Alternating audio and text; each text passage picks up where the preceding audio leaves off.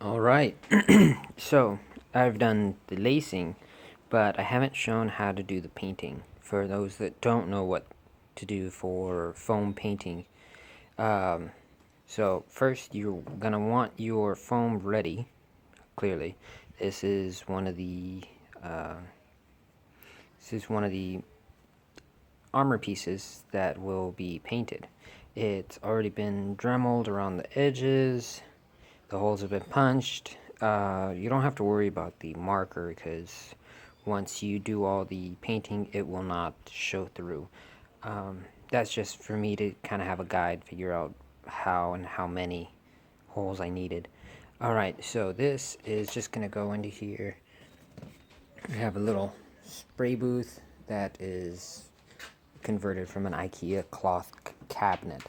That's just to protect everything else from getting spray paint on. So this is Plastidip. This is your rubberized coating. You see, multi-purpose rubber coating. You're going to give this and spray it on your foam, which will act as your sealing, and it will keep the foam from absorbing the paint and changing the color. It will change colors if you do not seal it first. So what you're going to do is just take this and give it a couple sprays.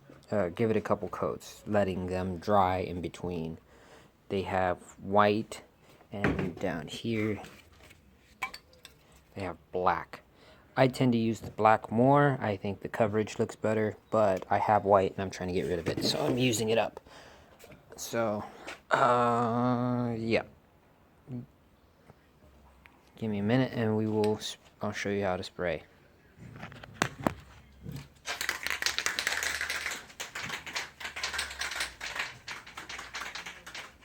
Get away from the window.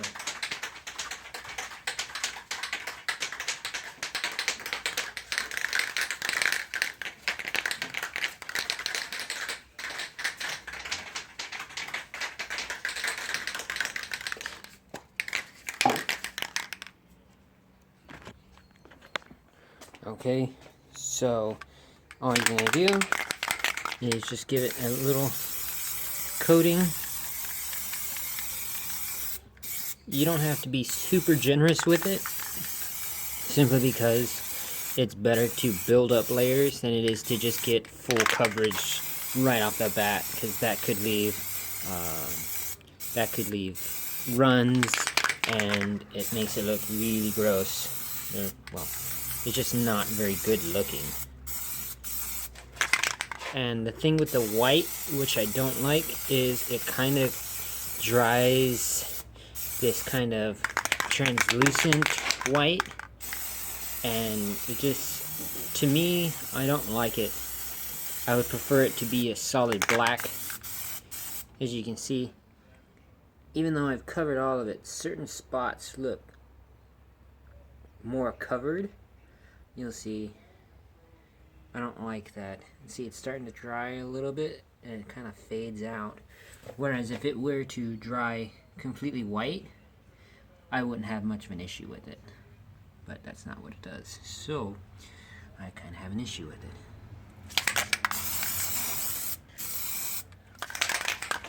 Alright, that's step one for painting. I'll be showing you how to do the paint afterwards, which is pretty self-explanatory. And then up here we have already painted pieces. They already have their Plastidip and they have their yellow paint. Next for these would be some crystal clear enamel. This is the finish that you put on top of it in order to protect the paint from smearing, scratching, and coming off of the pieces. This goes for all things that you paint, really. You want to seal it in so it doesn't come off or smear, scratch, or rub off on clothes. So it's pretty much the same thing, but you won't be able to tell where you did it because it's crystal clear and all it does is protect it. These come in different varieties. They come in crystal clear, they come in satin, they come in gloss, they come in matte. Depending on what finish you're looking for, choose accordingly. If you want something really shiny, you pick a gloss. You want something semi-shiny, it's a semi-gloss or a satin. And then if you don't want it to shine at all, you pick a matte. But the one thing that you need to be careful of is mixing brands of spray paint, because even if you give it full time to dry, if you do that and then you spray a sealing coat over it, it can cause this kind of spider web cracking effect. Now, if that's what you want, that's kind of cool, but if you're looking for a real smooth, shiny surface and all of a sudden you have spider webs on your fucking armor, then you need to sand it down, repaint, and pick a different clear coat.